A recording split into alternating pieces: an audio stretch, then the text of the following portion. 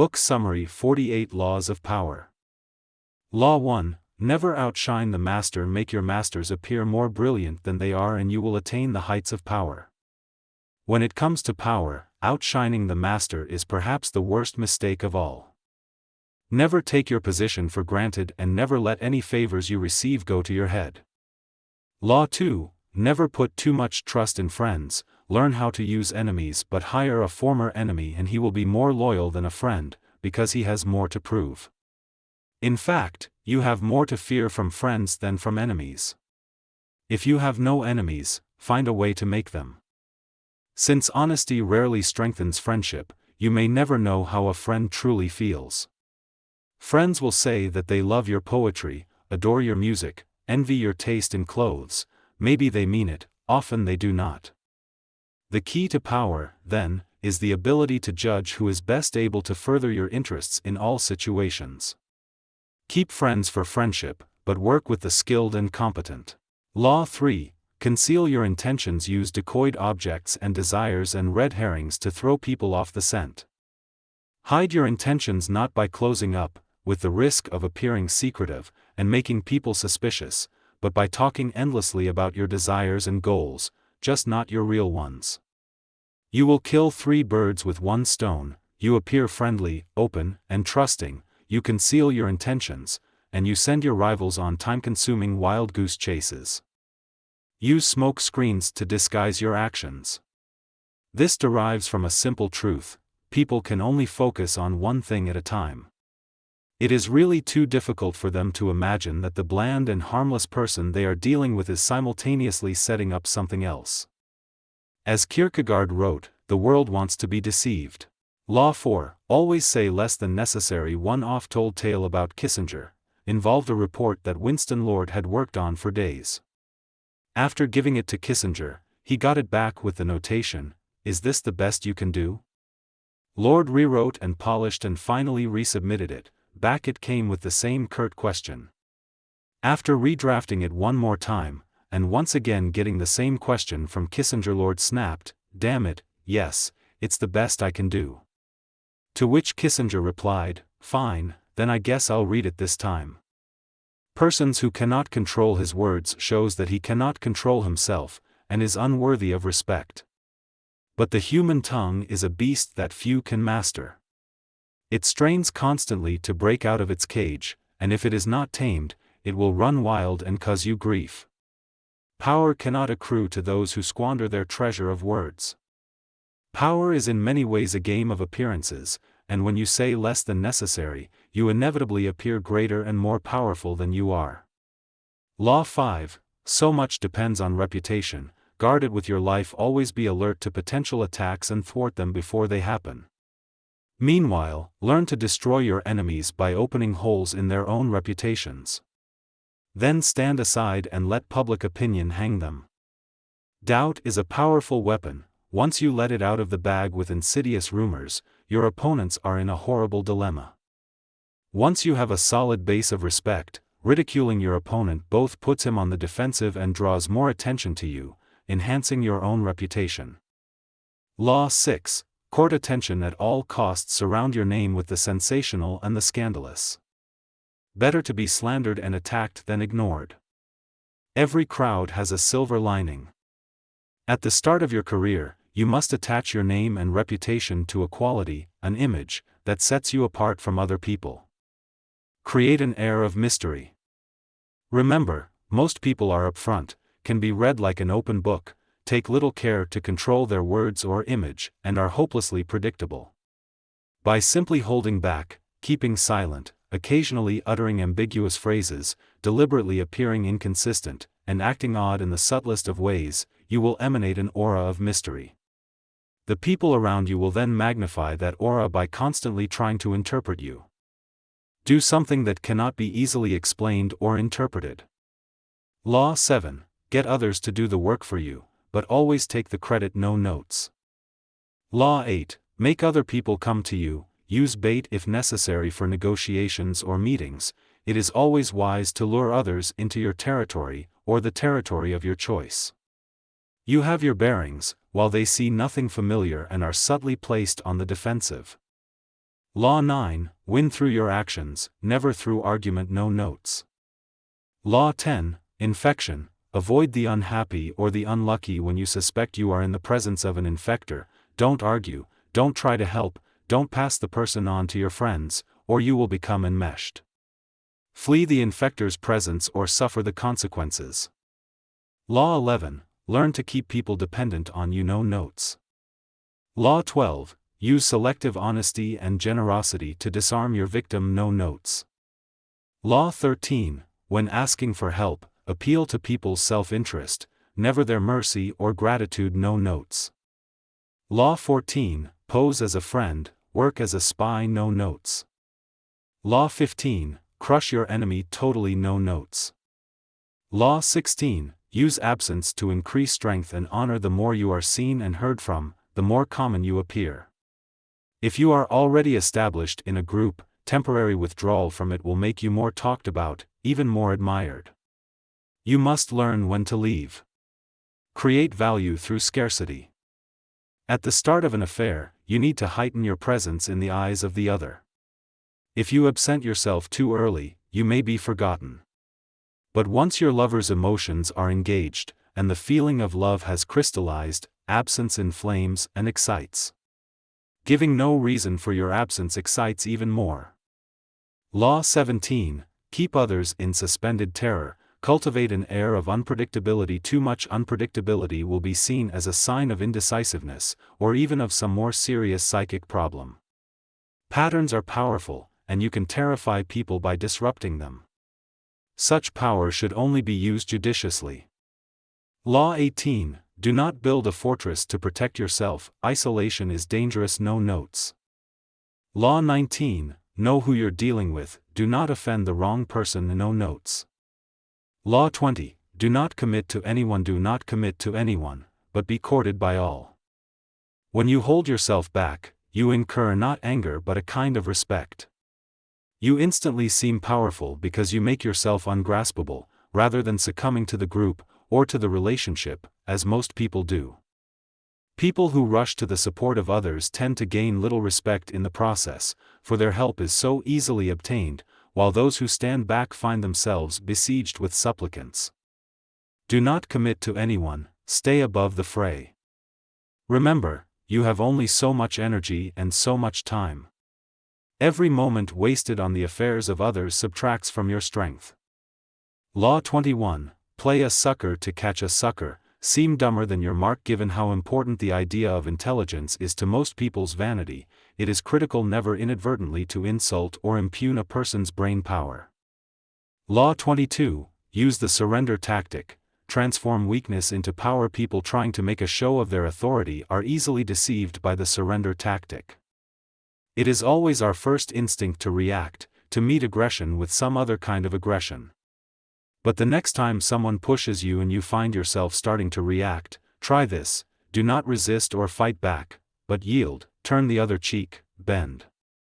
If you surrender instead, you have an opportunity to coil around your enemy and strike with your fangs from close up. Law 23, concentrate your forces. Intensity defeats extensity every time.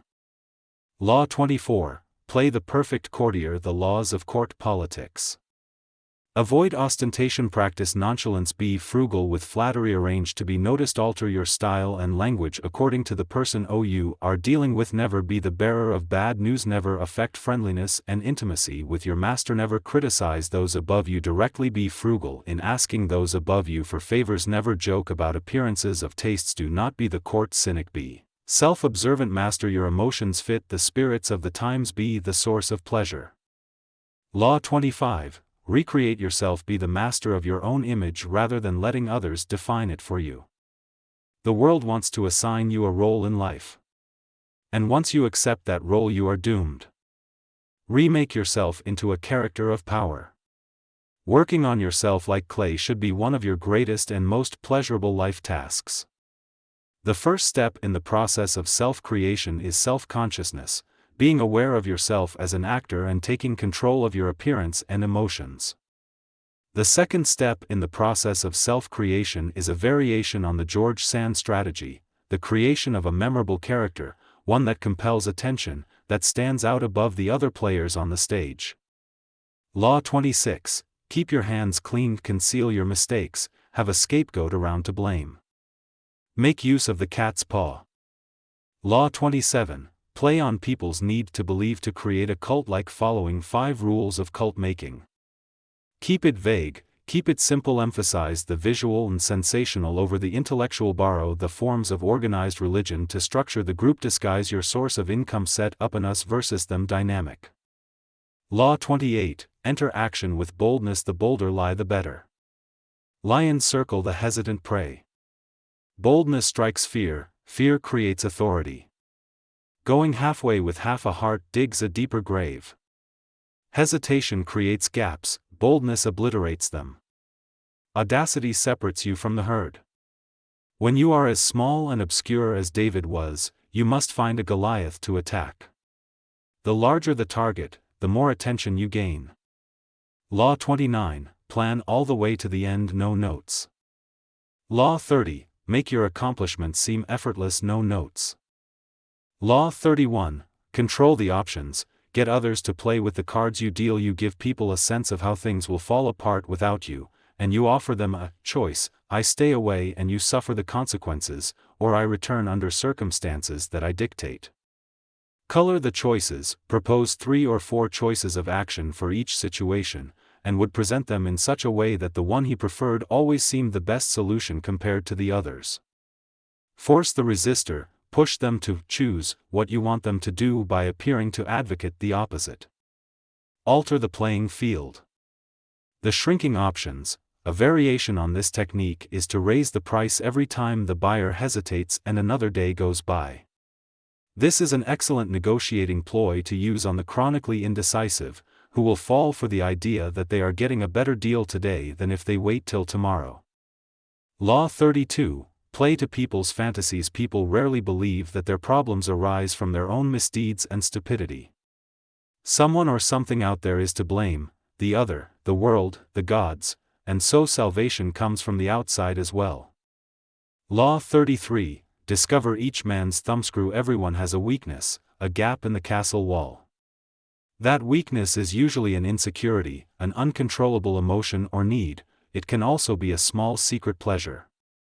Either way, once found, it is a thumbscrew you can turn to your advantage. Finding the thumbscrews. Pay attention to gestures and unconscious signals. Find the helpless child, look to their childhood. Look for contrasts, an overt trait often reveals its opposite. Find the weak link, fill their emotional void. Feed on their uncontrollable emotion. Always look for passions and obsessions that cannot be controlled. What people cannot control, you can control for them. Law 34. Be royal in your own fashion. Act like a king to be treated like one. No notes. Law 35. Master the art of timing. No notes. Law 36. Disdain things you cannot have, ignoring them is the best revenge. Remember, you choose to let things bother you. You can just as easily choose not to notice the irritating offender, to consider the matter trivial and unworthy of your interest. That is the powerful move. Desire often creates paradoxical effects. The more you want something, the more you chase after it, the more it eludes you. The more interest you show, the more you repel the object of your desire. This is because your interest is too strong. It makes people awkward, even fearful. Uncontrollable desire makes you seem weak, unworthy, pathetic. Law 37. Create compelling spectacles. No notes. The weak man on the precipice. This tactic is similar to color the choices, but with the weak you have to be more aggressive. Work on their emotions, use fear and terror to propel them into action. Try reason and they will always find a way to procrastinate. Brothers in crime, you attract your victims to some criminal scheme, creating a bond of blood and guilt between you. The horns of a dilemma. The lawyer leads the witnesses to decide between 2 possible explanations of an event, both of which poke a hole in their story. They have to answer the lawyer's questions, but whatever they say they hurt themselves. The key to this move is to strike quickly, deny the victim the time to think of an escape. As they wriggle between the horns of the dilemma, they dig their own grave. Law 32, play to people's fantasies. People rarely believe that their problems arise from their own misdeeds and stupidity. Someone or something out there is to blame, the other, the world, the gods, and so salvation comes from the outside as well. Law 33, discover each man's thumbscrew. Everyone has a weakness, a gap in the castle wall. That weakness is usually an insecurity, an uncontrollable emotion or need. It can also be a small secret pleasure. Either way, once found, it is a thumbscrew you can turn to your advantage. Finding the thumbscrews. Pay attention to gestures and unconscious signals. Find the helpless child, look to their childhood. Look for contrasts. An overt trait often reveals its opposite. Find the weak link, fill their emotional void, feed on their uncontrollable emotion. Always look for passions and obsessions that cannot be controlled. What people cannot control, you can control for them. Law 34, be royal in your own fashion. Act like a king to be treated like one. No notes. Law 35, master the art of timing. No notes.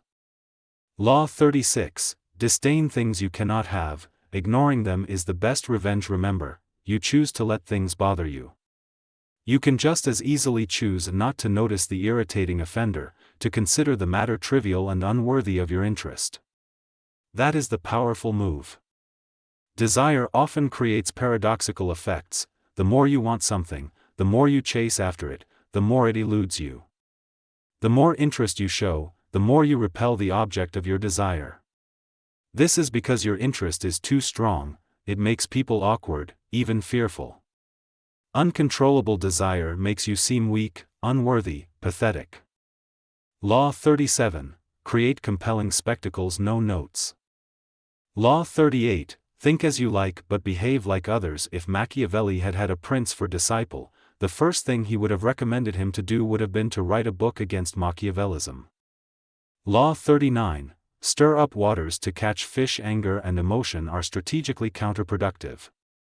You must always stay calm and objective. But if you can make your enemies angry while staying calm yourself, you gain a decided advantage. Law 40, despise the free lunch. The worth of money is not in its possession, but in its use. Law 41, avoid stepping into a great man's shoes. No notes. Law 42, strike the shepherd and the sheep will scatter. Within any group, trouble can most often be traced to a single source, the unhappy, chronically dissatisfied one who will always stir up dissension and infect the group with his or her ill ease. Before you know what hit you, the dissatisfaction spreads. Act before it becomes impossible to disentangle. Once you recognize who the stirrer is, pointing it out to other people will accomplish a great deal. 43. Work on the hearts and minds of others. Remember, the key to persuasion is softening people up and breaking them down, gently. Seduce them with a two-pronged approach. Work on their emotions and play on their intellectual weaknesses. 44. Disarm and infuriate with the mirror effect. When you mirror your enemies, doing exactly as they do, they cannot figure out your strategy. The mirror effect mocks and humiliates them, making them overreact. By holding up a mirror to their psyches, you seduce them with the illusion that you share their values. By holding up a mirror to their actions, you teach them a lesson. 45. Preach the need to change, but never reform too much at once. If change is necessary, make it feel like a gentle improvement on the past. Even while people understand the need for change, knowing how important it is for institutions and individuals to be occasionally renewed, they are also irritated and upset by changes that affect them personally. 46. Never appear too perfect. Envy creates silent enemies. It is smart to occasionally display defects, and admit to harmless vices, in order to deflect envy and appear more human and approachable. Do not try to help or do favors for those who envy you, they will think you are condescending to them. 47. Do not go past the mark you aimed for. In victory, know when to stop. No notes. 48. Assume formlessness. By taking a shape, by having a visible plan, you open yourself to attack. Instead of taking a form for your enemy to grasp, keep yourself adaptable and on the move. Accept the fact that nothing is certain and no law is fixed. The best way to protect yourself is to be as fluid and formless as water. Never bet on stability or lasting order. Everything changes. See you soon.